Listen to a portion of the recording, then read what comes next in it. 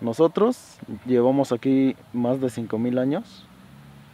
Los gringos y otros inmigrantes no más de 300 años. Son nuevos vecinos. La ética no es dogmática, sino es falibilista.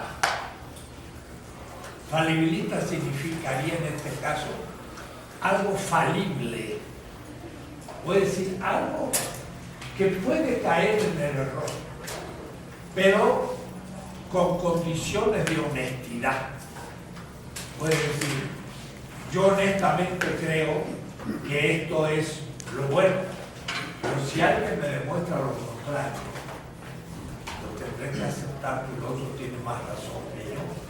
Y entonces el concepto de pretensión es poner a prueba lo que yo hago a partir de la experiencia y también la racionalidad del otro y por último la comunidad, pero no para limpiarme las manos y decir, bueno, como todos lo hicieron, yo lo hice. ¿A dónde va Vicente? ¿A dónde va la gente?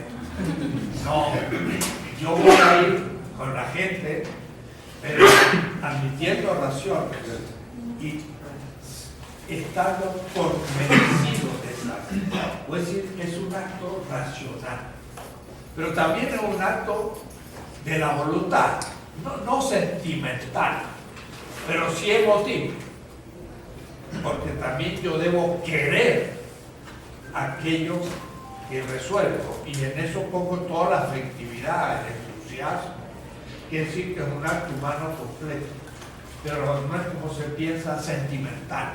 Una cosa es la ciencia y la ética está al nivel de los sentimientos. ¿Qué significan los sentimientos? Lo que yo deseo, pues, lo que yo deseo a veces es pésimo. Miren, el tema, por ejemplo, la verdad, tratado con respeto, pero el tema de la droga.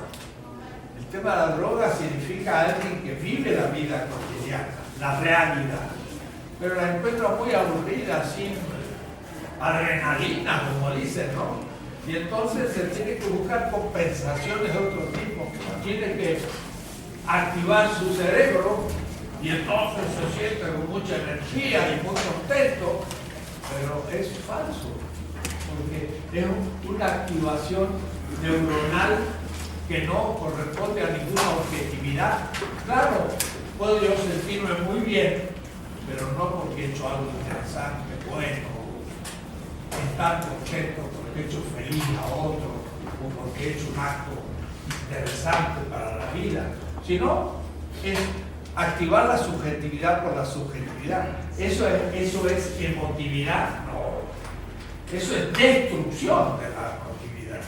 Y por último, por eso perjudica el sistema nervioso.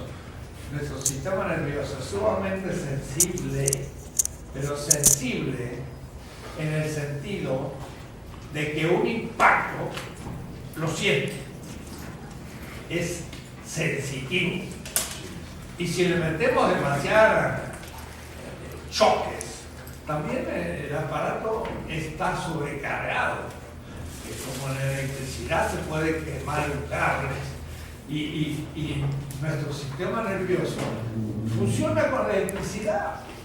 Nosotros producimos electricidad, ¿no? Y realmente el mensaje de una neurona a otra neurona, de las millones que tenemos, entre otros componentes, son pequeños choques eléctricos.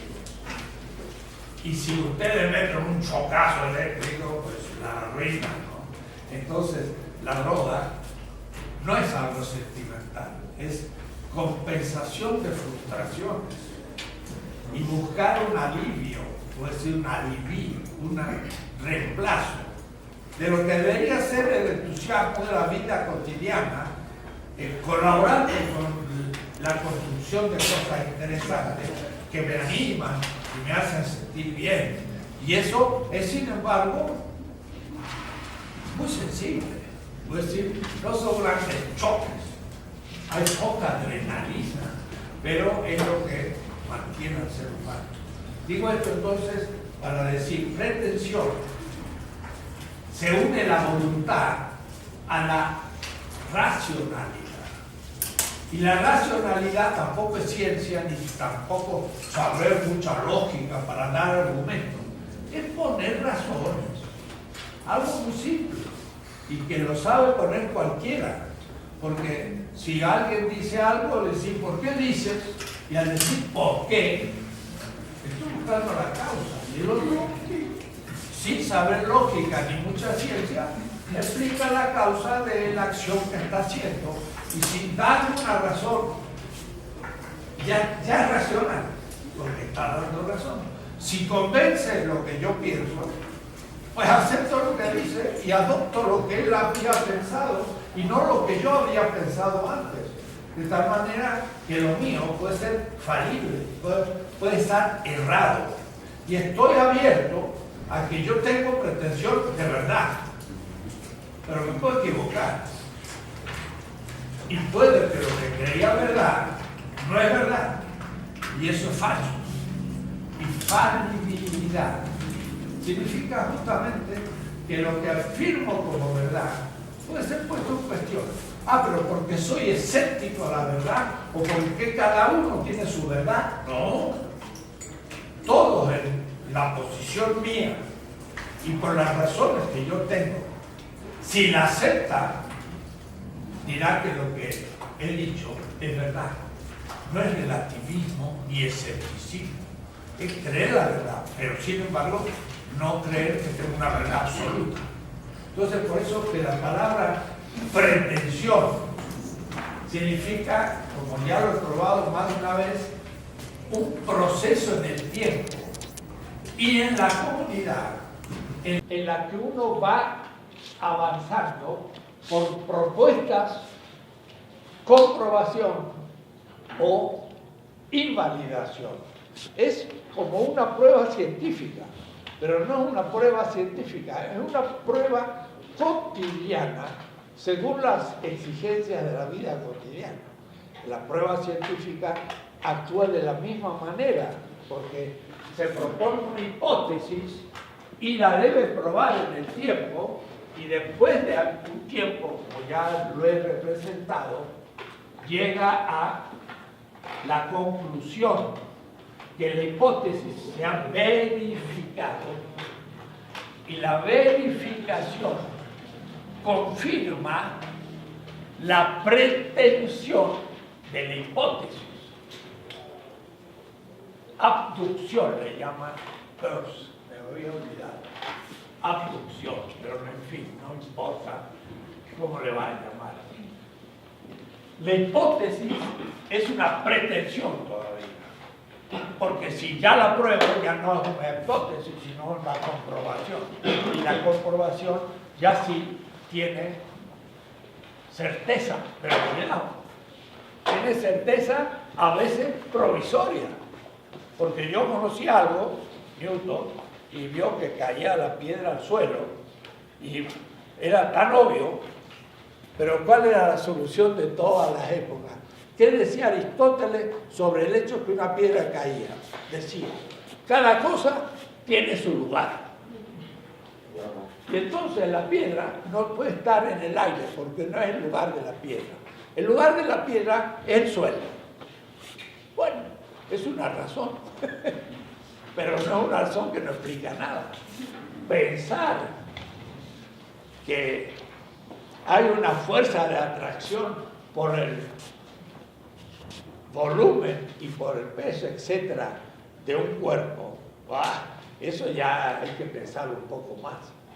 Y Newton entonces en Inglaterra ya tenía sus ideas muy joven, y el presidente de la Asociación Científica de Londres ya había escuchado lo que decía Newton, y ya empezó a querer sacarlo como una solución propia. Entonces Newton se apuró para llegar primero, ¿no? Pero un poco más le roban la idea. Pero piensen ustedes, ¿qué hace que la Luna siga dando vuelta alrededor de la Tierra? Y no sabían cuánto tiempo. Hoy sabemos que tiene como más de 3.000 millones de años, dando vuelta, era un conglomerado gaseoso y de cuerpos que se fueron reuniendo y quedaron bien esféricos, se ve muy bonita, pero eso fue por atracción entre ellos. Pero a su vez, miren qué notable, quedó fija a la Tierra, era realmente una cosa muy extraña. Y Newton logra formular. Pero después viene Einstein y dice, bueno, eso es una formulación más micro, vale para el sistema solar, pero si pensamos en el universo, la cosa funciona completamente distinta. Y toma esa teoría, la pone en otro contexto y en cierta manera la falsea.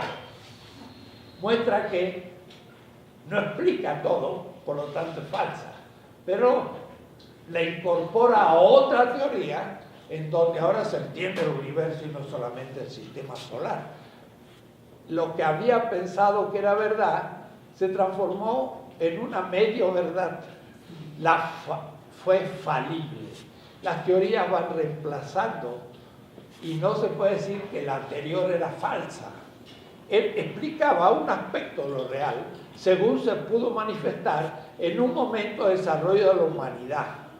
Y según esas condiciones parciales, se llegó a acceder a la realidad de esta manera. Pero cuando cambian las condiciones y se tiene más visión, de pronto esto es situado en un todo y entonces tengo que reformular. Miren cómo es. A ver, es medio complicado, pero lo voy a intentar. Cuando alguien propone algo como verdadero, significa que tiene alguna razón de haber accedido a lo real. Galileo dice, en mi microscopio, Venus, que es un puntito, que era Quetzalcóatl, un puntito, cuando lo vi en un microscopio era como una naranja, ya estaba bastante grande. Y entonces dice, lo que pasa es que Venus tiene, como la Luna, cuartos menguantes y cuartos crecientes. Ya no es un puntito, sino ya es una esfera. Eso significa que el Sol es el centro y ilumina ahora esta parte y después esta otra parte de Venus. Quiere decir que Venus está dando vuelta al Sol. Lo he visto. Eso es un acceso a la realidad. ¿Verdad? Mi cerebro construye neuronalmente ahora Venus como dando vuelta alrededor del Sol. Eso es verdad. Pero ahora lo propongo a la comunidad y le digo, el sistema tiene como centro el Sol. Cosas que sabían los árabes, los chinos, pero los europeos estaban atrasadísimos, eran feudales, subdesarrollados. Bueno, no les digo todo lo que era. Entonces, ya no es verdad, sino que es válido para la comunidad. Y él lo expone. ¡Pah! Se armó un lío. Porque, claro, había textos bíblicos que ponían la tierra en el centro. Y aún había representaciones, que la tierra era un poco curva y después venía el abismo y había columnas, pero ¿dónde se apoyaban? Vaya a saber. Y los textos bíblicos son textos de 3.000, 4.000 años de tradiciones cosmológicas, pensando que la tierra era el centro, porque el ser humano estaba en el centro, porque nosotros desde donde vemos la realidad es de mis ojos y mi cerebro está en el centro y todo lo demás está alrededor. Cada uno de ustedes le pasa lo mismo desde su mundo. Proponer de que no éramos el centro, tiraba abajo la Biblia, por ejemplo, y otras cosas. Entonces, hasta decir, sale el sol. Sale el sol es una expresión anterior al descubrimiento del heliocentrismo. ¿Se dan cuenta? La Tierra está quieta y el sol sale. Quiere decir que la Tierra es el centro y el sol sale. Decir salir el sol es antes de Galileo. Tendríamos que decir, volvimos a ver el sol. Ah, es otra cosa. El sol está ahí y la Tierra da vuelta y ahora lo volví a ver. Decir sale el sol y se pone el sol es anterior a Galileo. Entonces Galileo descubrió algo, lo vio con sus ojos, pero nadie le creyó. No tenía validez, porque nadie estaba de acuerdo, no tenía aceptabilidad. Entonces no es lo mismo que tenga pretensión de verdad, que tenga pretensión de validez. Pretensión de verdad significa lo que mi cerebro ha organizado corresponde a la realidad. Pretensión de verdad. Pretensión de validez es lo que mi cerebro ha representado es aceptado por los otros. Nada que ver con la verdad. Es la aceptabilidad de lo que yo he dicho. Entonces, Galileo estaba luchando contra, ahora no es él, sino es el tiempo, una verdad uno y una verdad dos. La verdad uno era, yo estoy en la Tierra y el Sol da vuelta alrededor. ¿Por qué? Y porque ve, la Tierra no se mueve. O es decir, yo no me muevo con respecto a la Tierra, está quieto. El que se mueve es el Sol, es razonable. El que la Tierra fuera el centro era empíricamente razonable. ¿De acuerdo? Porque en ese caso lo empírico es que yo no me muevo y el que se mueve es el Sol. Pero si ahora de pronto yo tengo otra representación de lo real, yo digo sí, yo no me muevo con respecto a la Tierra, pero esa está dando vueltas. Tengo que imaginarme algo que ya no es empíricamente directo, ya tengo que imaginármelo, porque no tengo experiencia. Claro, los griegos veían que un barco, al alejarse mucho, empezaba a no verse la borda y por último quedaba el mástil en Alejandría. Y un matemático alejandrino midió los kilómetros de donde él estaba al barco y calculó lo que ese barco empezó a hacer la curva y calculó la circunferencia de toda la Tierra y le escapó por 44 kilómetros. Puede decir que ya pudo pensarlo, pero no entró a la vida cotidiana. Ese hombre, ese matemático alejandrino allá 3 siglos antes de la era común, ya tenía la representación de la realidad de otra manera, pero nadie le hacía caso. No tenía validez.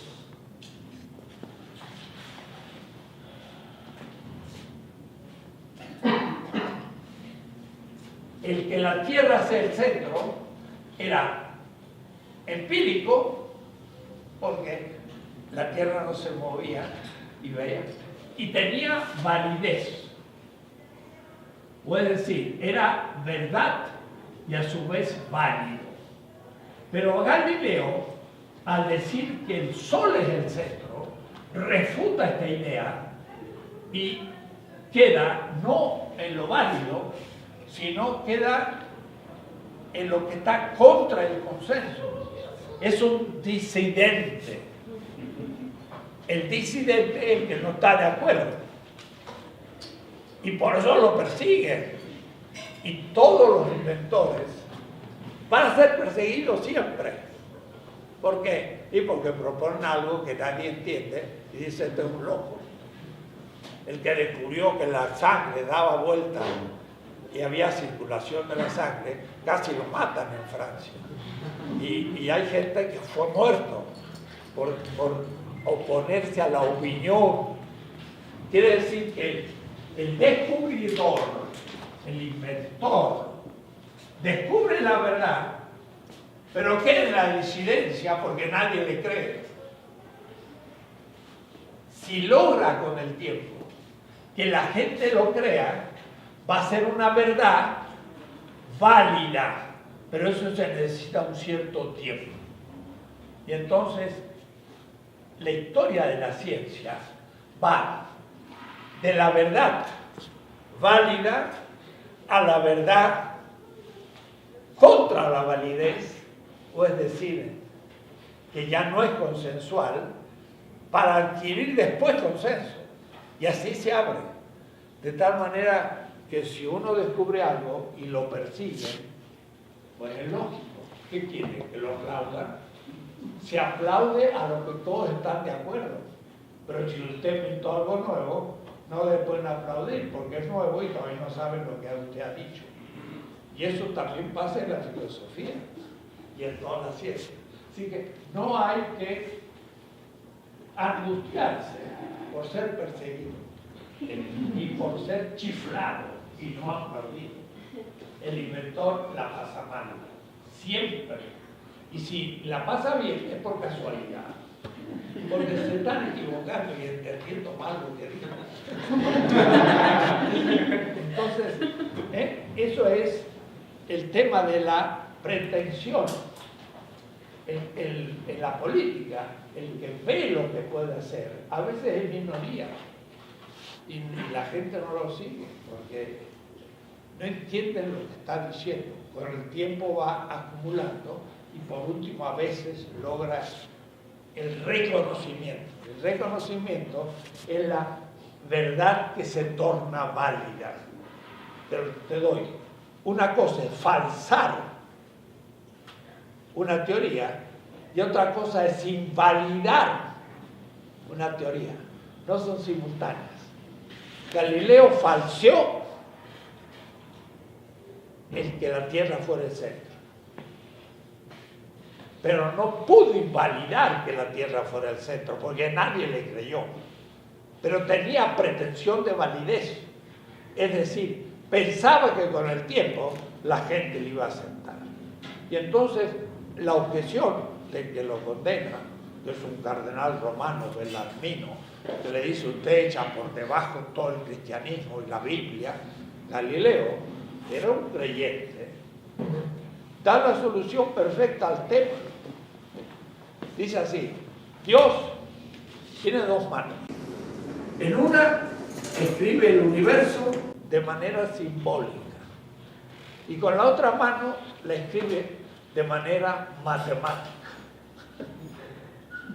Y entonces el que descubre matemáticamente algo y se opone a la expresión simbólica debe pensar si interpretó bien el símbolo. Y entonces dice: yo soy católico y reinterpreto la Biblia. Y matemáticamente digo, el sol es el centro, aunque la Biblia no lo diga. Ni siquiera se oponía a su fe. Y sin embargo era un científico. La gente cree que se opuso a la fe y dijo: eso es una estupidez. No, porque la gente debe pensar muchas veces en grandes mitos para explicar cosas que la ciencia no explica. Mire, llegando hoy a la universidad vi un cartel de un curso de sanatología. Sanatos significa muerte. Logía, logos, tratado. Un tratado sobre la muerte. En el departamento de sociología de la UAM, que se lo dan a médicos y a enfermeros. Yo tengo una sobrina que es médico y tomó especialidad niños en situación extrema. Puedo decir, prácticamente condenados a muerte por cáncer y todo. Yo, una especialidad dura, porque se les está enfrentando al fin. Entonces, ¿cómo el médico debe tratar las personas que enfrentan la muerte? Y me hubiera gustado decirle, yo le podría ofrecer también una clase, porque hay que darle a la gente que está enferma y que sabe que va a morir un sentido a la muerte. Pero el sentido no va a poder ser científico, va a tener que ser simbólico, mítico. Y entonces ahí donde se presenta el tema de la inmortalidad del alma o la resurrección de la carne, para que ellos tengan de alguna manera una imagen, no puramente negativa de la muerte, sino la posibilidad, aunque sea como una apuesta sobre qué va a pasar después de la vida. Y entonces se muere más feliz. Si uno pudiese decir que no el que dice enfrento la nada y bueno, desaparezco, chao, y no los voy a ver más. Es muy triste, muy fuerte, muy difícil. Mejor es el que dice, ya nos veremos. Y eso no es irracional, pero tampoco es comprobable. Pero sí tiene sentido para dar un sentido a la vida y no es un engaño. La humanidad ha creado un mundo así. Pregunta. Sí, bueno, aunándolo a lo que está mencionando ahorita, bueno, aquí vemos que dice, nuestro universo desde la explosión originaria, bueno, aquí dice hace 13.000 millones de años, bueno, estaba consultando otra cosa. Bueno, eso no es el tema, no son 13.000, ¿no? Son fechas solamente 13.700 millones de años, desde lo que se llama el Big Bang, ¿no? Bueno, ahora, mi pregunta es, todo el proceso histórico, todo el proceso evolutivo conforme al cerebro, nos habla de que, bueno, va evolucionando este cerebro, pero se dice, bueno, aquí menciona que ahora sí que el culmen es el propio ser humano, o sea, ya empieza, bueno, el neocórtex, y empieza a crecer más, es donde llega la autoconciencia, tal vez hegeliana, no sé si eso se refiere. No, autoconciencia por ahora neurológica. Ok, bueno, es esa. Y bueno, también aquí menciona a Humberto Maturana y Francisco Varela. Estuve estudiando el árbol del conocimiento. También habla de estas cosas, pero bueno, mi pregunta es, ¿hasta qué punto se considera que ese tipo de pensamiento es antropocéntrico? Tal vez pensando en un principio antrópico, vamos, como dice. ¿Hasta qué punto ya es antropocéntrico o no es antropocéntrico? Pues bueno, sale un poco el tema y después lo voy a reconducir. Hay muchos que dicen, el que piensa en la dignidad humana en realidad es antropocéntrico, porque la vida de un animal es tan digna como la de un ser humano. Y tendríamos que más bien pensar en la vida. Y los animales, algunos creen que tienen derechos, y tienen derechos que hay que respetar. Y si yo digo el ser humano es muy central, tú eres antropocéntrico. Pero yo puedo plantearlo completamente de otra manera. En este planeta, hace 3.500 millones de años, surgió la vida. Y la vida es evolutiva, Darcy. Y llegó al cerebro humano y al ser humano. No desde el punto de vista del ser humano, sino desde un punto de vista natural. Somos la gloria de la tierra. Somos la mejor realización de la tierra. Si pudiera la tierra madre, o la Pachamama, o la Coatlicue hablar, diría, mi mejor obra son estos seres humanos. Somos lo mejor. Pero no porque yo lo diga, porque soy un ser humano, no, porque en nosotros somos los únicos vivientes que tienen conciencia de ser vivos y por lo tanto son los únicos que reciben la vida bajo su responsabilidad y son los únicos que pueden matar la vida por eso mismo, porque somos la culminación. Eso no es antropocéntrico, eso es decir, la vida es lo sagrado y hasta la vida de un mosquito es sagrado, en el sentido de que no tengo por qué matar a un mosquito por matarlo. Ahora, si el mosquito me pica y eso me puede dar una enfermedad, lo siento por el mosquito, pero lo voy a matar, porque va contra la vida. Entonces, la vida no tiene valor. Es el fundamento del valor de todas las cosas. Y la vida de las especies animales tienen dignidad como la vida humana. Si yo mato los peces en una laguna, de Chapala, significa que ahí ya el ser humano tampoco puede ni pescar ni vivir, porque he negado las condiciones de la vida. Y entonces, no solo por morir los peces, sino porque estoy matando las condiciones de la vida más realizada, que es el ser humano. Entonces, el respeto de la vida de todos los seres vivos es condición de posibilidad de nuestra vida. Si destruyo todos los vegetales, pues me muero, porque necesito yo comer. No hago el proceso fotosintético cuando pongo mi mano al sol y transformo lo inorgánico en orgánico. Lo único que hago es tostar mi mano en la playa, pero no, me muero. Yo digo, hemos racionalizado el parasitismo vegetal en la agricultura. Somos parásitos de los vegetales. Bueno, gusanitos, bueno, nos alimentamos de vegetales. Por una ley de la vida, no lo hemos hecho nosotros.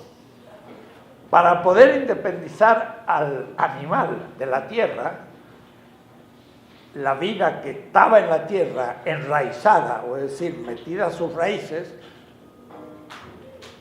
independizó la vida y transformó en animal que tiene patitas y camina. Y es más autónomo que la planta. Pero este animal tiene que comer plantas. Y si no come plantas, se muere. Entonces yo no puedo decir, ay, pobre planta, no tengo que matarla, porque es ético el que tenga que comerla. Y en ese caso me la como. Pero también después el ser humano se transformó en un omnívoro. Y bajando de las selvas que se secaron, ya no había ni vegetales. Entonces comía un poquito de vegetal, pero comía un poquito de animales, proteínas animales. Y nos comíamos, y eso se llama la caza. Y después el pastoreo. Y somos entonces también parásitos de las proteínas vegetales y nos comemos los animales. ¿Esto es en contra de la naturaleza? Al contrario, está dado así. Y eso no es antiético.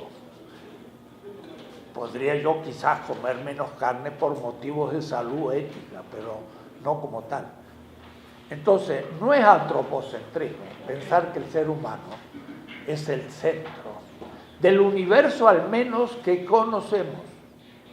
Y se busca si hay vida en algún otro lugar, pero cada vez se nos aleja más la posibilidad. Y posiblemente no haya más vida en el universo. O haya otras vidas con otros desarrollos, de los cuales la humanidad nunca podrá tener contacto. Porque ya expliqué que está la distancia, sí, que nos resultaría millones de años lanzar un aparato para llegar a un punto tan distante de 1 millón de años luz. Necesitaríamos miles de millones de años y el ser humano habría desaparecido en la Tierra hace rato, y por supuesto los que lanzamos para que llegaran a conocer la vida. La vida por ahora es sagrada. Sí. Digo por ahora porque podríamos preguntarnos qué está detrás de la vida, pero ahí ya nuestra razón no anda. Y tú dijiste el Big Bang, parece muy científico, pero uno dice el Big Bang. Sí, muy bien. Pero ahora tengo más dificultad que antes. Porque si digo, Dios creó el mundo, estaba razonable. Si digo, hubo un Big Bang al comienzo, ¿qué fue? ¿La concentración de un universo anterior o la primera explosión? Si fue la concentración de uno anterior, miren qué lío. Tendría que desarrollar la física que explique la concentración del universo anterior. ¡Bacha! ¡Qué problema! Si es el primer Big Bang, ¡wow! Ya no entiendo nada. ¿De dónde salió? Porque de la nada, nada aparece. Y entonces la ciencia está ante aporías que no puede demostrar. Y ahí pasamos a otro nivel, mítico, explicativo, de otra vez. Ahí está la sabiduría del ser humano. Sí, una cosa nada más para agregar. Bueno, yo soy de matemáticas, pero también nosotros pensamos eso de que los europeos sí eran realmente pues, muy egoístas pensando que eran el centro del universo, pero no es cierto porque la primera civilización que piensa que no es el centro del universo son los aztecas. Ellos decían que no era el centro, que la Tierra no es el centro del universo. Claro, ahí están los sumerios, pero más para los aztecas. Bueno, no creo que sean solo los aztecas. No. Había Belino, un arqueólogo y antropólogo, que creyó que el origen del ser humano había sido en la Patagonia, porque ahí había grandes dinosaurios, eso sí los descubrió. Y entonces aquí las cosas son muy antiguas y el ser humano se originó ahí. No son los aztecas, ni los primeros ni los últimos, pero hay otros. Pero efectivamente entramos en lo que nuestra pequeña razón no logra dar explicaciones. Porque explicamos muchas cosas científicamente, pero a la mano. Y podemos enviar un satélite a Neptuno y quizás salir de nuestro sistema solar, pero esto es muy poco, hay millones de sistemas en nuestra galaxia. Nuestra galaxia tiene 100.000 años luz de radio más radio, de los dos radios, ¿no? 100.000 años luz, pero solamente 1.000 a 2.000 años luz de alto. Es un disco. Y por eso se ve en lo que se llama la Vía Láctea.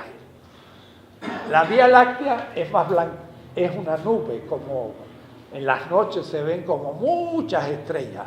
Es la parte del disco, porque nuestra galaxia es como un disco, de 2 por 7, redonda. Y da vuelta más o menos en 1.000.000 de años. El Sol da una vuelta a la galaxia en 1.000.000 de años. Así que la Tierra ha dado solo 5 vueltas alrededor de la galaxia en toda su historia. 5 vueltas. Es el año de nuestra galaxia. Tamaño gigantesco. Bueno, dejemos y volvemos a la cotidianidad de Iztapalapa. Pretensión. Sí, porque a veces uno ya queda inmortal con la grandiosidad. Pretensión, entonces, es una expresión, si me permiten, humilde. En el fondo no puedo ser nunca bueno. Tengo pretensión de ser bueno. Pero aún intentándolo, no puedo serlo, porque inevitablemente soy finito y voy a cometer errores. Y el asunto es cómo corregir esos errores. Y los criterios que voy a tener para corregir los errores van a ser los mismos criterios de la pretensión de bondad. Entonces, los 3 principios éticos, afirmación de la vida. Uno, que es el contenido y por lo tanto la materia del acto. Material significa contenido, no materia física. El contenido de la ética es afirmación de la vida. Esa es la condición de todas las condiciones de la existencia humana. Si morimos, se acabó. Pero no la ética, todo lo humano. Y la ética está abajo de todo. Pero, como dijimos, la otra condición es la validez. O es decir, que decidamos cómo afirmar la vida por consenso racional. Y es el segundo principio. Y ese principio se dice y se enuncia: participación simétrica de los afectados, dando razones, sin violencia y produciendo un acuerdo. ¿Qué es lo que tenemos que hacer? Y lo que tenemos que hacer es válido si hemos logrado el consenso. Y es verdadero si hemos cumplido con la exigencia de la vida. Pero el tercer principio es la factibilidad, que sea posible. Y si es posible el acto de afirmación de la vida consensual, entonces recién ese acto tiene pretensión de votar. Y no es bueno, tiene pretensión. O es decir, funciona como una hipótesis que hay que ver porque puede haber efectos negativos que no pude yo discernir de la finitud de mi existencia. Y si hay efectos negativos, quiere decir que el acto no era del todo bueno, tenía algo de malo. Pero lo peor es que es inevitable que haya efectos negativos, porque el acto no es perfecto. Y como no es perfecto, voy a cumplir siempre, inevitablemente, no digo necesariamente, pero digo inevitablemente algún error. Y el error es justamente un efecto negativo. Y el efecto negativo lo va a sufrir otro ser humano, alguien.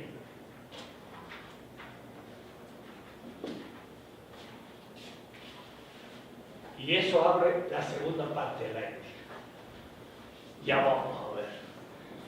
Cuando el otro me proteste el acto que yo hice con buena voluntad. Claro que si yo lo hago con mala voluntad, pues no hay que decir, es malo porque quise hacer el mal. O decir, lo maté. Bueno, se ve, pero cuidado, el ejército de Hidalgo mató a españoles. Mató. Y era malo. No necesariamente. El que defiende al inocente violentado no es malo, es justamente un héroe. Mire, si yo, una madre va con su hijo por la calle y viene un asaltante y le saca el revólver a la señora y le dice, déme a su hijo. La madre dice, Pacha, tiene un revólver, me va a matar, lléveselo.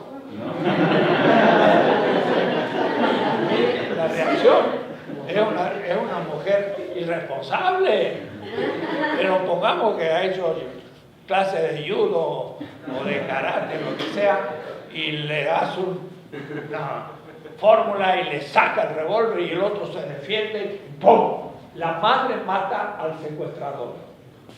¿Es una asesina? No, es una héroe. Se le da una medalla, defendió a su hijo, pero mató. ¿Dónde está la ética? Defendió a un inocente. Defendió la vida del hijo. Y no quiso, no fue su intención. Pero en la lucha mató al secuestrador. Eso le pasa a Hidalgo. Defiende México en su independencia. Los españoles quieren seguir la dominación. Y bueno, se murieron soldados españoles. No los quiso matar. Más bien les dijo, déjenos la libertad y se acabó el partido. Pero no, luchaban, hubo que luchar, me mataban, tuve que pararlos, murió. No quise matarlo, es un héroe.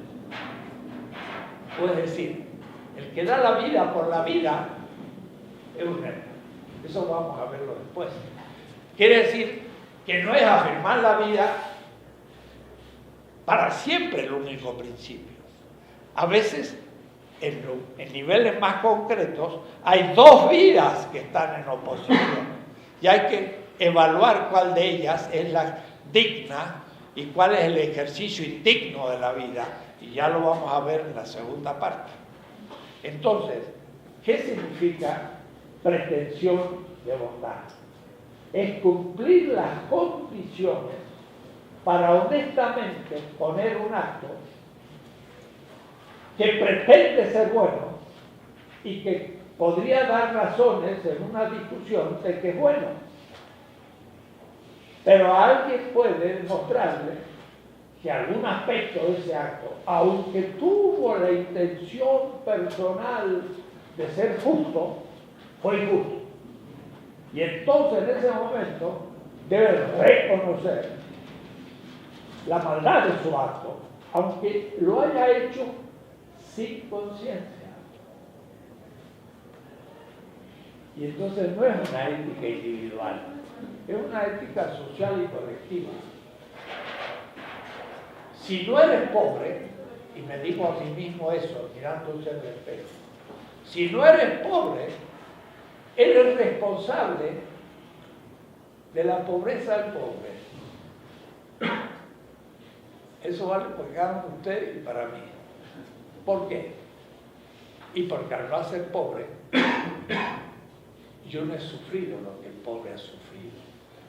Pero al mismo tiempo, si voy al fondo de mis riquezas, voy a encontrar que al fin hubo un trabajo robado al pobre. Y entonces, yo me tengo que sentir responsable. Pero por el alguien que sufre un efecto negativo de mi acto, que Adam Smith, el fundador de la economía moderna, capitalista, era profesor de ética, no de economía, en Glasgow. Y la economía sale de la ética, es un capítulo de la ética. Y Adam Smith dice, la cuestión no es solo los actos intencionales, lo que yo intento con conciencia, sino lo más importante son las estructuras. En inglés le llama unintentional. Unintentional. Unintencional. No intencionales. Esas son las peores. En las que yo hago sin conciencia porque mi padre era un rico, yo soy rico de nacimiento.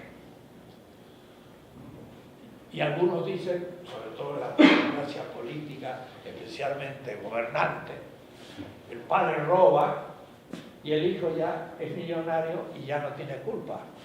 ¿Cómo no va a tener culpa? El hijo se tiene que preguntar de dónde sacó el dinero de su padre. Y si lo sacó de la injusticia, tiene que renunciar a esa riqueza. Y si no la deja, se hace responsable del mal origen de la riqueza que es de él ahora. Es la herencia del pecado original. Dice Karl Marx. Karl Marx habla del pecado original, pero lo entiende socialmente. Entonces, el que es rico recibe la riqueza como naturaleza, porque lo recibí cuando fui naturado, nací.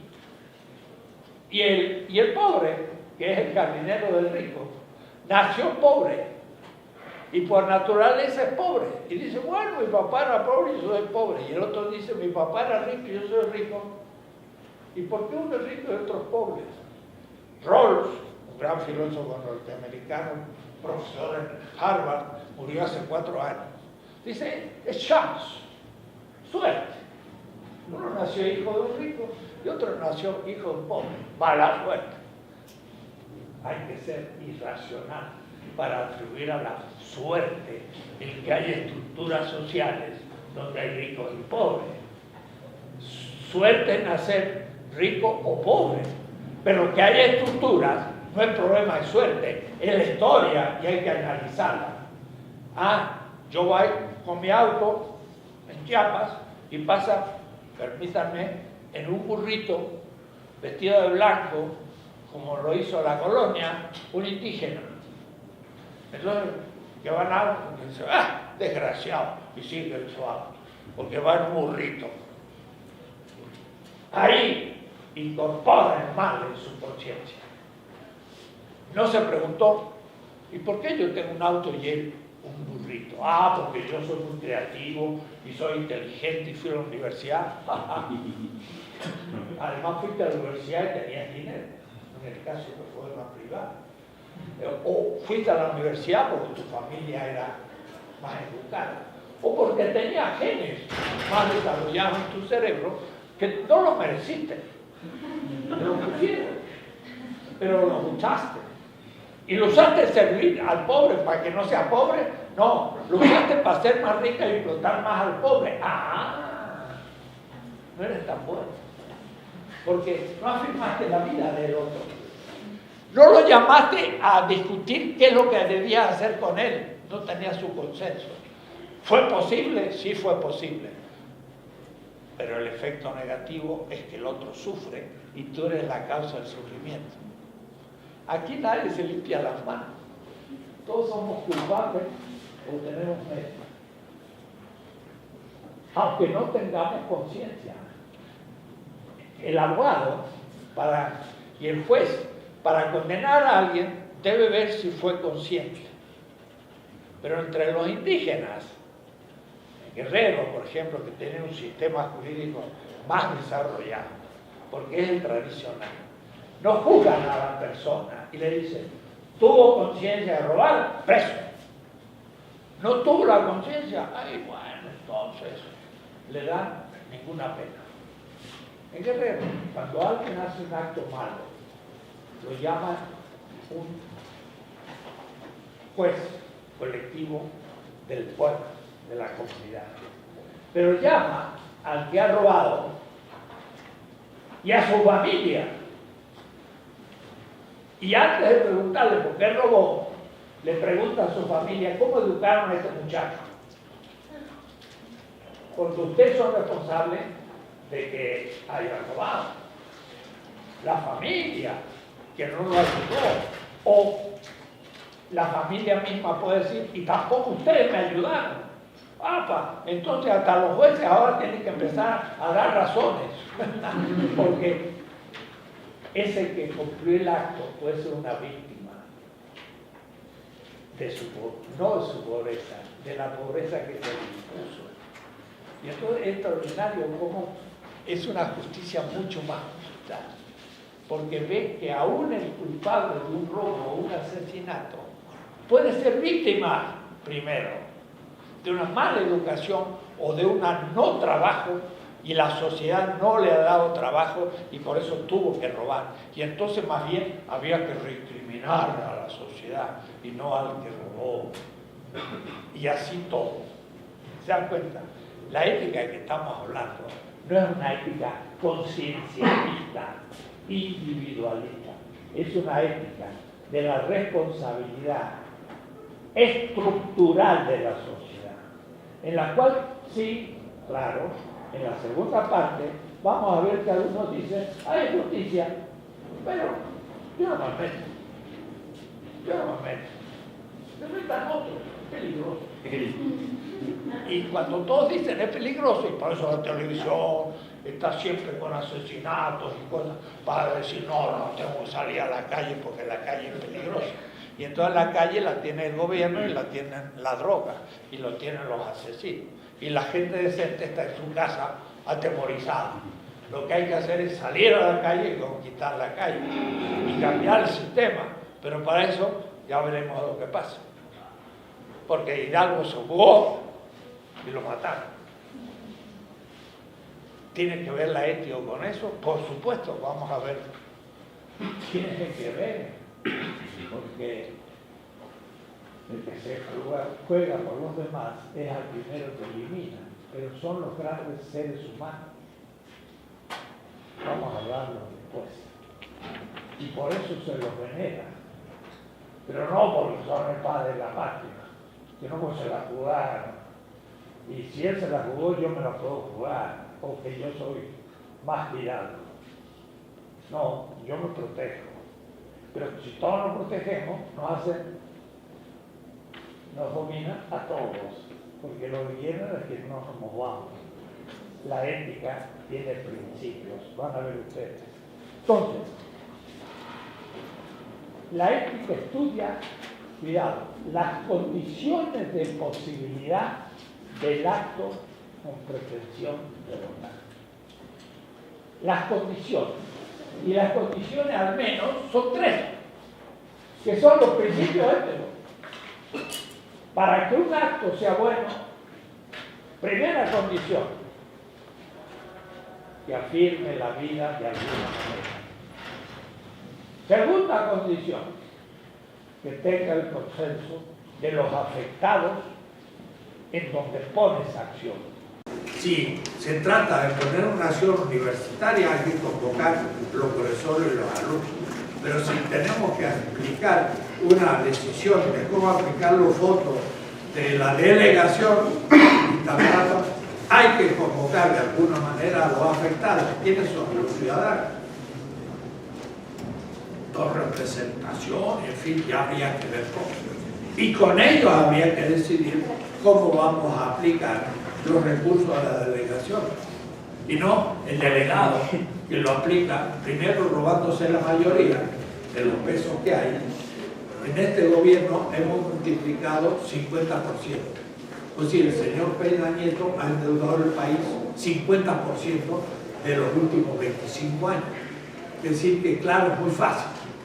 Privatiza petróleo, no tiene de dónde sacar recursos para el Estado, se endeuda. Ya casi estamos completando la totalidad de la producción anual como deuda. Mire, si uno tuviese una deuda de todo lo que voy a ganar en el año. Es tremendo, no se puede vivir así. Está endeudado el país, quebrado. Pero ¿quiénes lo han quebrado? El señor Cedillo, que salvó los bancos. ¿Y para qué sirven los bancos? Para guardar mi dinero, mejor lo guardo abajo del colchón y lo salvamos. O es decir, pagamos la deuda de los diarios, de los bancos. ¿Quiénes? Nosotros. ¿Pero quién lo decidió? El presidente Cedillo. ¿Y qué es el presidente Cedillo ahora? Un empleado de transnacionales norteamericanas. ¡Qué casualidad! Ni vive en México, gana dólares en Estados Unidos. Un inmoral, sin preguntar a nadie, ni al Congreso, salvó los bancos. ¿Qué significa? Les dio dinero del pueblo y no le puso condiciones en el foro. De tal manera que recibieron el dinero y después privatizaron los bancos. Y se llevaron el dinero a Estados Unidos y nosotros nos quedamos con la deuda. Y todos los bancos son extranjeros, menos uno en México. Nos han tratado como bobos, como imbéciles. Y cada uno en su casa, yo me salvo.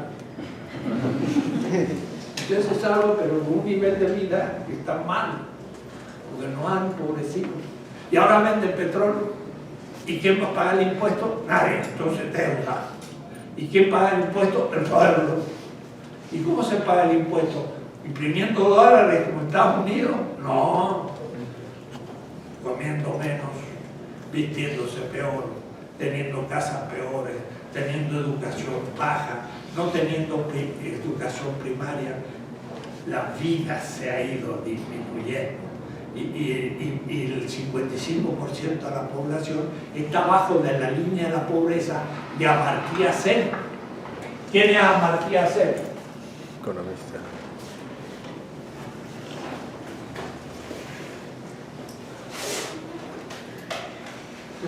Un gran economista hindú en las Naciones Unidas propuso una línea. Dice, el que está debajo de esta línea es pobre. Pero no se ve por dólares por año, se ve por capabilities. Significa capacidad de satisfacción. No es asunto de ver cuántos dólares yo gano por año, sino cuántas proteínas yo como por año. No es asunto de ver el sueldo de la gente. ¿Cuánto pesa un niño que nace? Eso significa que la madre comió bien. Si el niño pesa 2 kilos, no es lo mismo que si pesa 4, porque el de 2 tiene una madre. Entonces toma como factores de fijar en la línea, satisfactores, no dinero, y fija una línea. Dice, los que tengan menos proteínas tales, los que lean menos el diario, los que, etcétera, son pobres. México, en el Calderonato, solo en un presidente, subió del 50% a los pobres a 55%.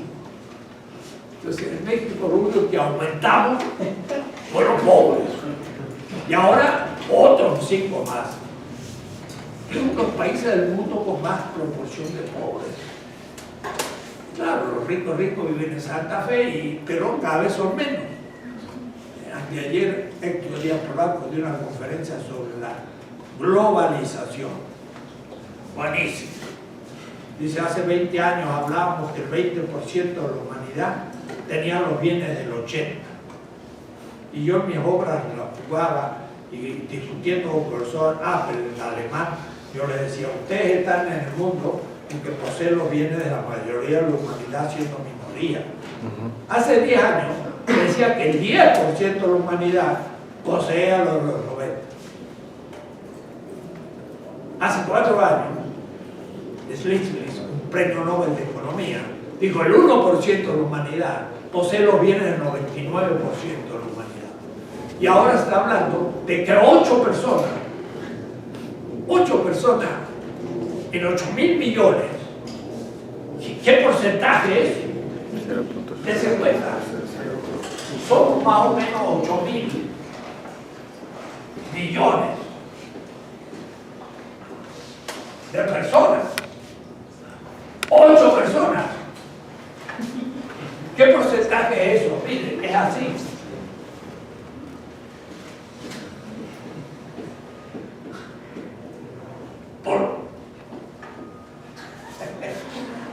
Eso posee la riqueza de 3.500 millones de personas. Y uno de esos es el señor Slim, que tiene unos 44.000 millones, que significa más del 30% de la población de México. Una persona. ¿Qué ha pasado? Una concentración brutal de capital. ¿Quién es responsable de eso? El sistema. Es decir, nadie. Entonces, no podemos juzgar. No, señor, usted es banquero. Es uno de los 8. Usted es el responsable. Usted lo sabe. Y ahora mire, Trump, que quiere cerrar la frontera para que Estados Unidos dé trabajo a su gente. Pero al mismo tiempo, el otro día salió en el diario, liberó las regulaciones que había hecho Obama a los grandes capitales en Wall Street. Le elimina ahora. Y en el 2008 hubo una gran crisis porque los grandes capitales se robaron el dinero y no cumplieron ni con la ética capitalista y hubo una crisis total. Entonces ahora se regula. Usted tiene que hacer tal cosa, los grandes empresarios tienen que ganar al menos tanto en Alemania y se regula el capital.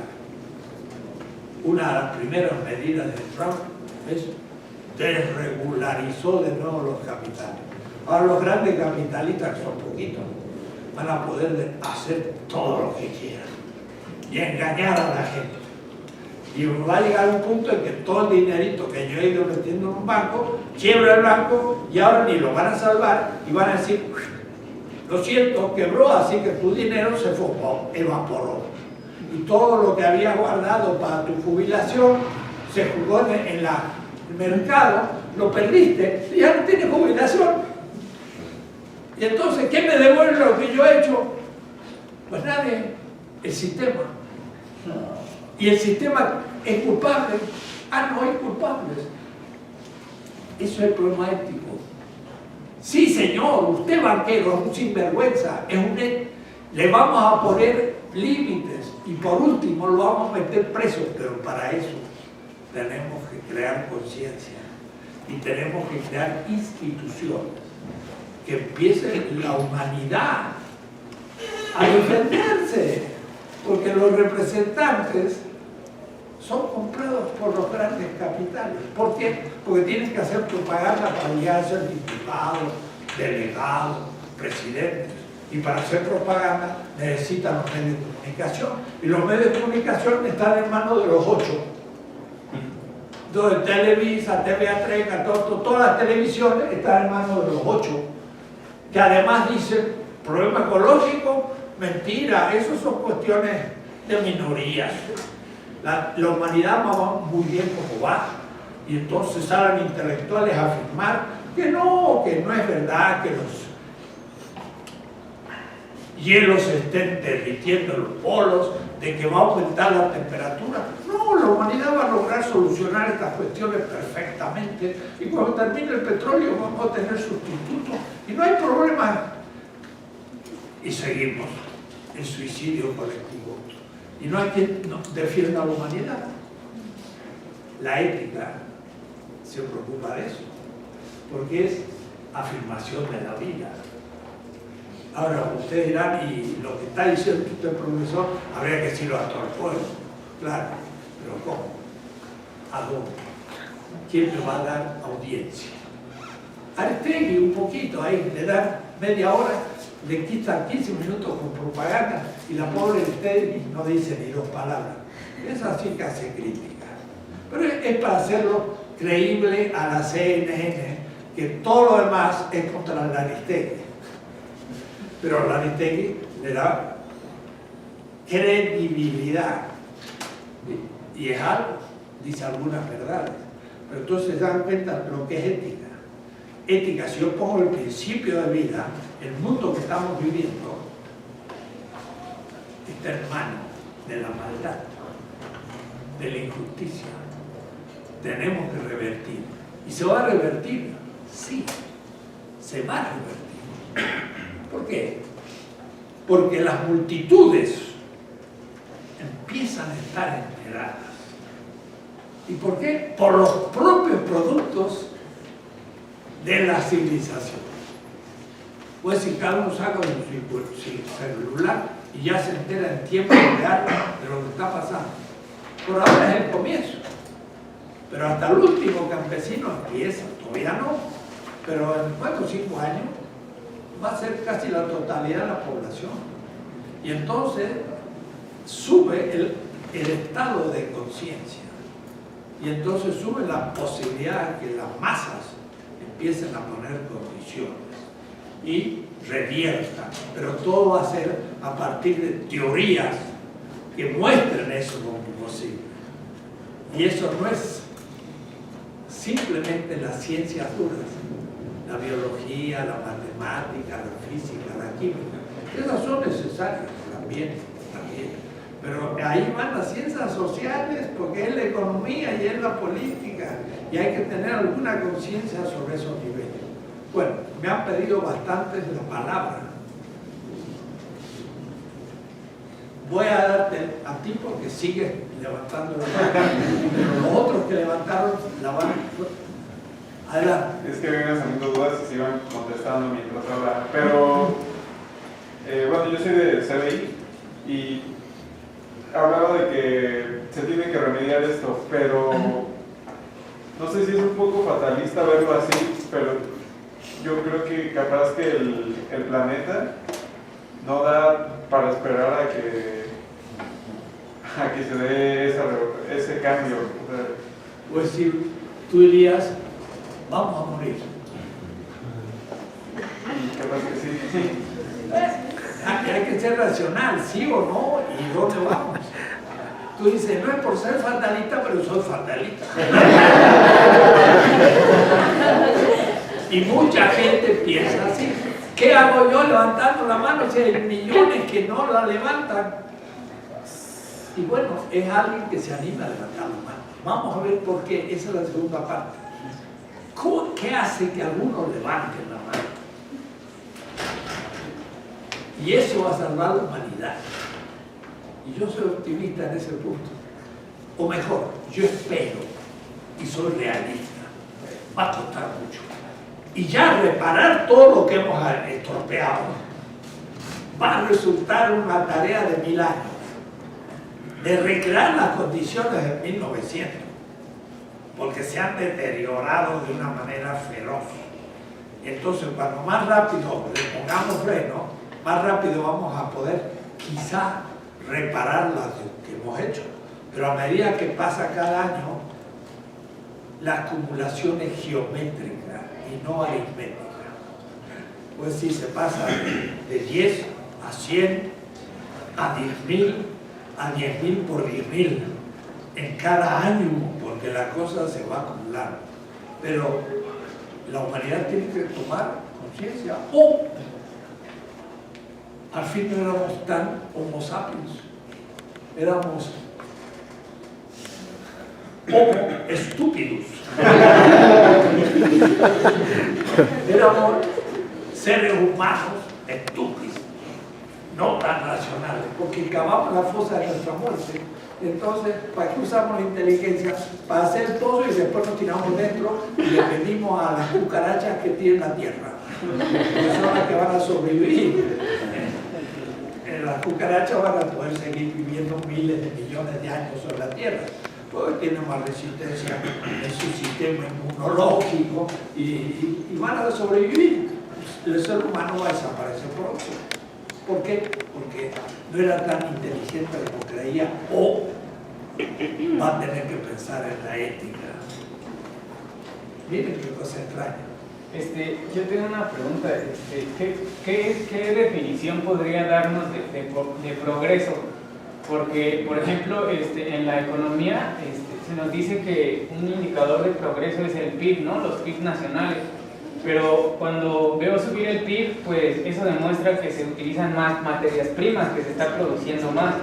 Entonces ya creo que utilizan una cosa que se llama obsolescencia programada las empresas, para que ya los artículos te duren de 5 a 7 años y pues vuelvas a comprar esos artículos y se reproduzca la lógica del capital. Pero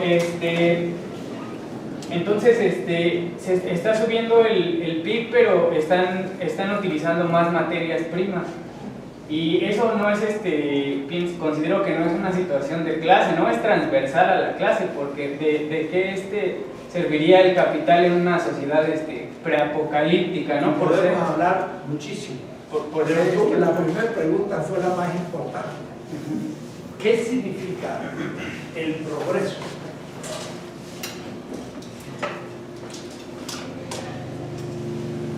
Hay un autor alemán, pero que está muy de acuerdo con nuestros pueblos originarios, aztecas, mayas y demás. Se llama Walter Benjamin, judío.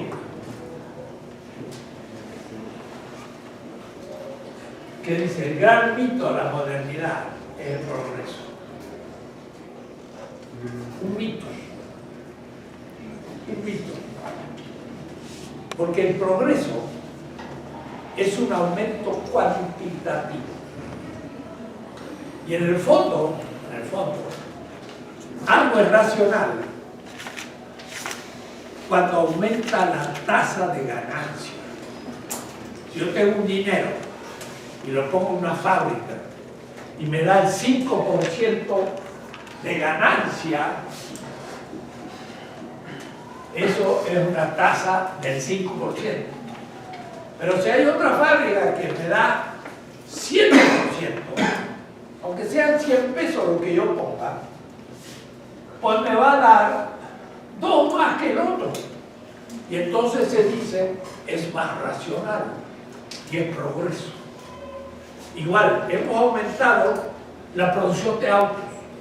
En vez de tantos millones, hemos aumentado a más millones. Hemos progresado. ¿Qué es lo que ha progresado? La acumulación del capital.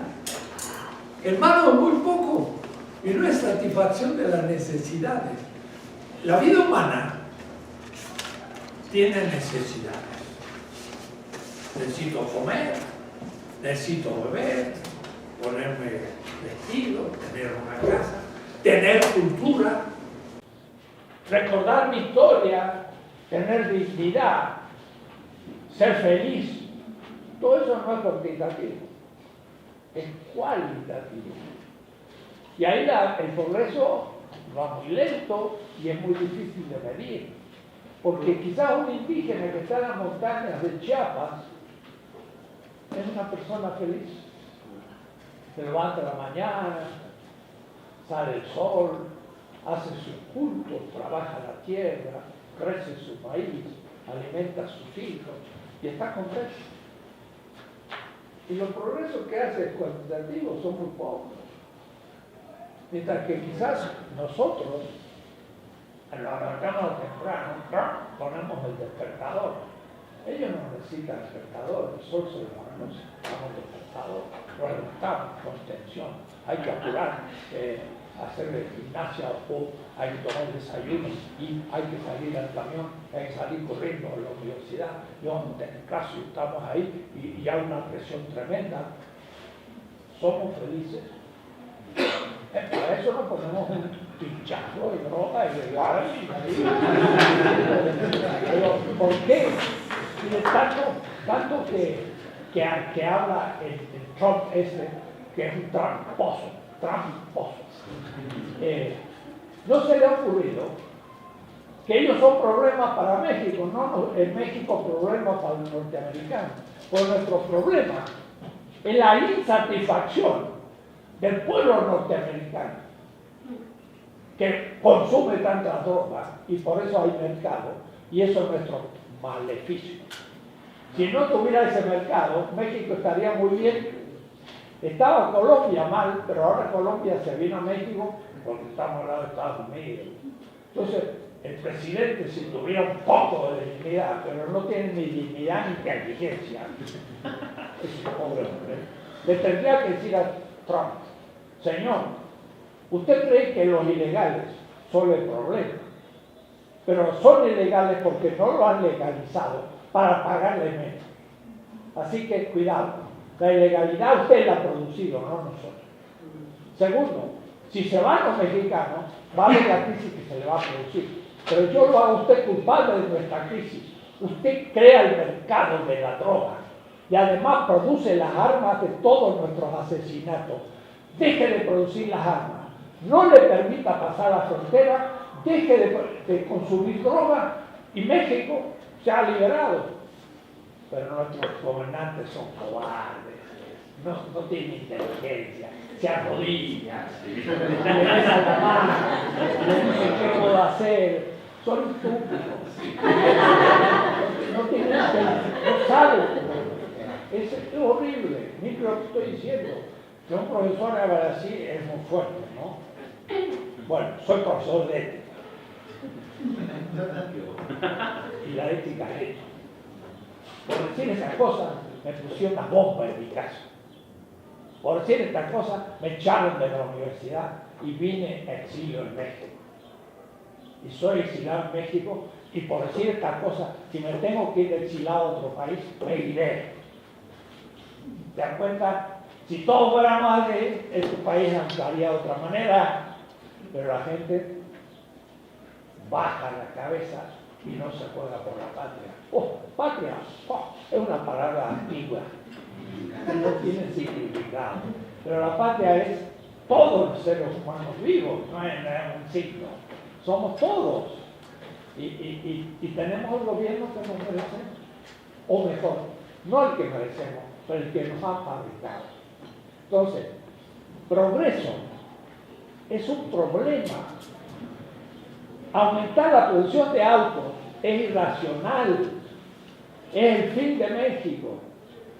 Iván Illich, que es un gran pensador en Cuernavaca, ya murió, él dice, mire, ir más rápido que un burro es comenzar la irracionalidad. Entonces, ¿cómo yo podría ir de mi casa al trabajo en un burro? Es decir, si salgo de Ecatepec para llegar a Coyoacán, me lleva 2 días en un burro. Pero lo que pasa, ¿por qué yo estoy lejos de mi trabajo? Porque la ciudad está mal organizada. Yo tendría que estar al lado de la fábrica. Y entonces se evitaría el problema del transporte. No está racionalizado. Más alto. Yo le dije al profesor Apple, gran filósofo, cuando hablamos del poema ecológico, si la China imita el modo americano, y se lo dije en 1980, la Tierra explota. Porque el sistema norteamericano de vida exige la energía de 5 planetas Tierra si todos los habitantes imitan el modelo. Los hindúes en la India caminan en las calles, o caminaban. Cuando yo fui la primera vez en la India, en 1974. Eran puras bicicletas y un autito de vez en cuando y una vaca tirada en el medio de Reforma Insurgente de la ciudad de Delhi. Una vaca ahí. Respeta la vida. Todo en bicicleta. Uy, la gente decía un país muy primitivo, pero gastaban 10 veces menos energía que un norteamericano. Porque el norteamericano, cada uno tiene su auto, vayan a Los Ángeles, no pueden ni moverse. Si usted no tiene un auto, está muerto, porque ni camiones hay. La industria del auto ha eliminado los camiones. Entonces, si usted no tiene auto, no puede vivir. Son puras autopistas. Claro, un auto pesa 5.000 kilos o 3.000. Y la persona que lleva pesa 60 kilos. ¿Cuánto tiene de utilidad? 6.000 a 60. 1%. Es decir, transportar 6.000 kilos de un auto para transportar útil 60, el 1%. El 99% es gasto de energía inútil. Mejor sería tener un monopatín eléctrico que pesa 10 kilos y yo 60, tendría 600% de eficacia. Miren qué diferencia. Ah, pero ¿qué hago yo con el patín? Llego a un metro público y vamos todos en medios colectivos y el monopatín es público. Salgo al metro, me monto el monopatín y llego a la metro y lo dejo en la puerta y lo agarra otro y se va a su casa y lo deja en la puerta y todo el mundo anda con monopatines públicos y medios colectivos y no necesitamos ningún auto. Eso es más racional. Si la racionalidad es la vida, pero si la racionalidad es el aumento de tasa de ganancia, me interesa vender autos.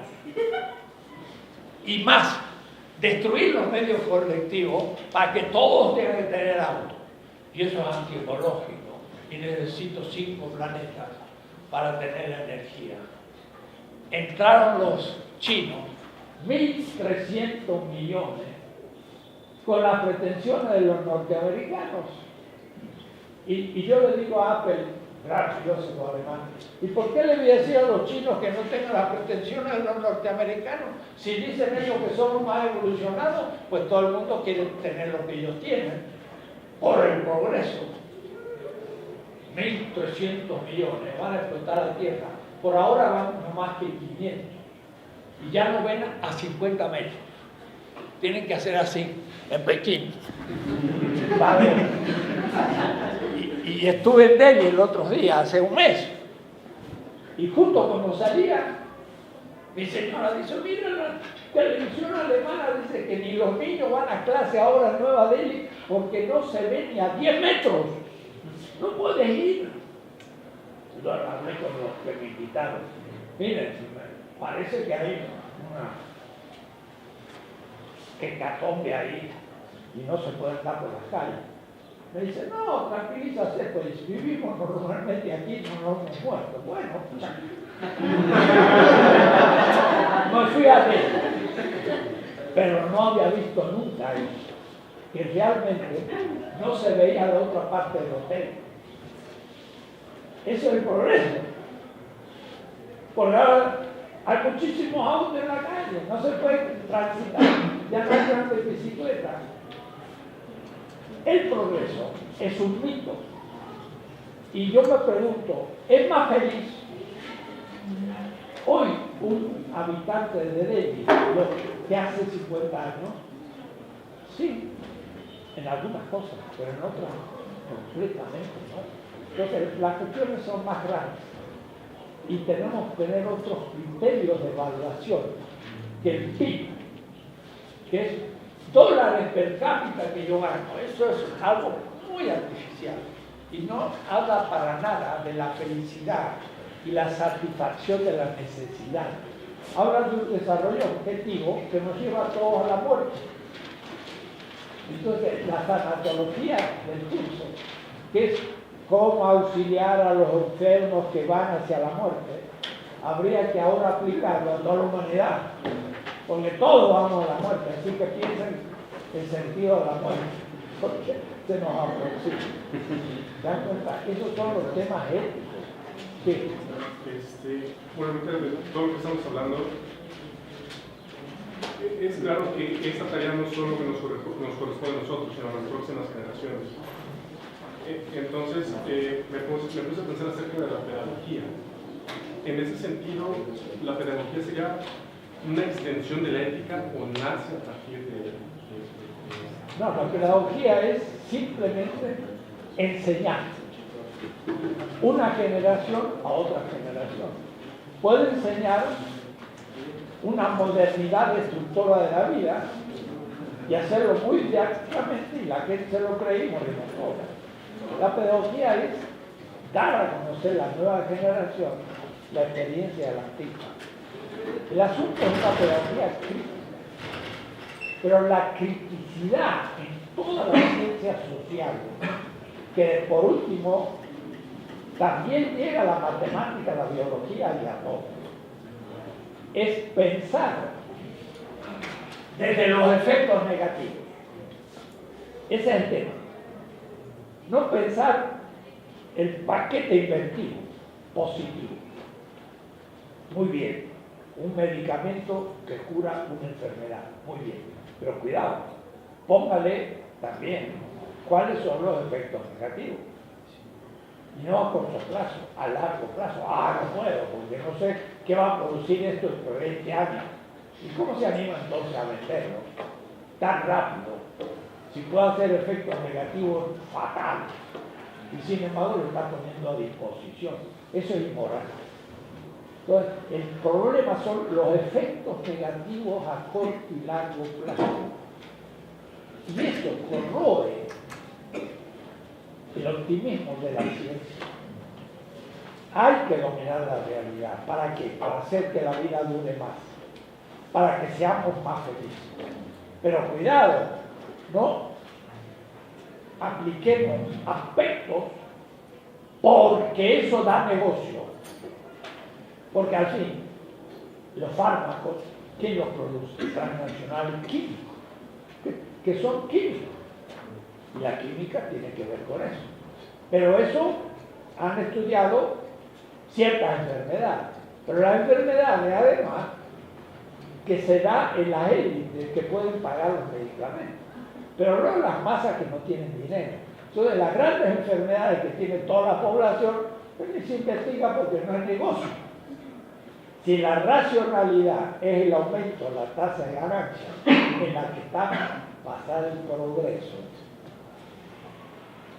dice un autor amigo, gran pensador, Francis Gelabert, lo racionalizado se vuelve irracional.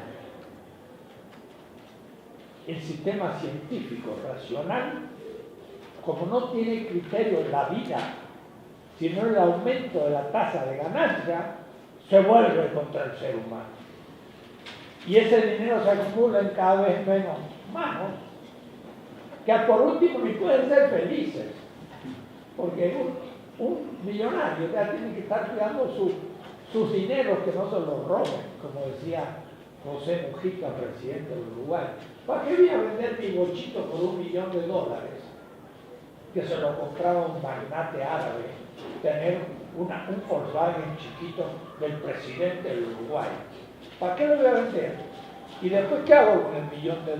Me lo van a querer robar y voy a tener que estar inquieto por el $1 millón. Mejor sigo usando mi Volkswagen y estoy feliz. Eso es un hombre ético. Y él, cuando es presidente, no roba un 5. Y entró con una casa de 3 habitaciones y salió con una casa de 3 habitaciones. Y antes de ser presidente producía flores y después de ser presidente produce flores. Y es el mismo de antes. La gente lo quiere muchísimo. Y va por la calle y toda la gente lo aplaude y todo. Eso es también la felicidad. Eso es quedar ocupado con sus hermanos. Es mucho mejor que ser un slim millonario que tiene que estar ahí cuidando sus dineros maravillosos. Porque Telmex se lo regaló Carlos Salinas y con un año pagó lo que Telmex. Bueno, estaba, pero no lo aceptó. Es un hombre inteligente y más o menos nacionalista, mejor que otros. Pero al fin, su origen no es Cuba, se lo robó al pueblo mexicano, porque Carlos Salinas privatizó grandes compañías del Estado a sus amigos. Y esos amigos son las fuerzas reales del gobierno en este momento, grandes banqueros, grandes empresas que recibieron las empresas del Estado que habían construido desde el cardenismo el pueblo mexicano, se privatizaron. Y entonces ahora el Estado chiquito está endeudado, privatiza todo y va a llegar a, se va a fundir. No va a poder ni siquiera pagar las universidades. Ya están reduciendo los sueldos y vamos para abajo. Entonces, ese es el tema. He explicado esto con ejemplos más cotidianos. Después ustedes leerán la tesis 8, porque es el fin de la primera parte. Desde la próxima empezamos la ética crítica. Y ahí hay que ahora crear categorías para criticar lo que he dicho, aunque no parezca. Vamos a mostrar cómo lo que he dicho no se cumple, por qué no se cumple y cómo habría que modificar. Entonces, yo no aplaudo al sistema vigente, yo aplaudo al ser humano y espero que pueda vivir en la tierra muchos siglos. Pero cuando vamos, el progreso nos va a vivir todo. Y ya, yo soy viejo, así que no voy a perder nada. Pero ustedes van a vivir por lo menos unos 60 años más. Y sus hijos la van a matar. Si no cambiamos la situación. Y en esto mal todo. Aún Estados Unidos, Alemania o lo que sea, estamos acabando la tierra. Así que no es fácil la cuestión. No se me vuelvan taciturnos, melancólicos, desesperanzados. No, hay que tener esperanza en la vida, hay que luchar contra estas cosas que no son necesarias. Son instituciones humanas que se pueden cambiar. Tenemos que cambiar. Bien, seguimos. El martes un pequeño parcial, una horita, y seguimos.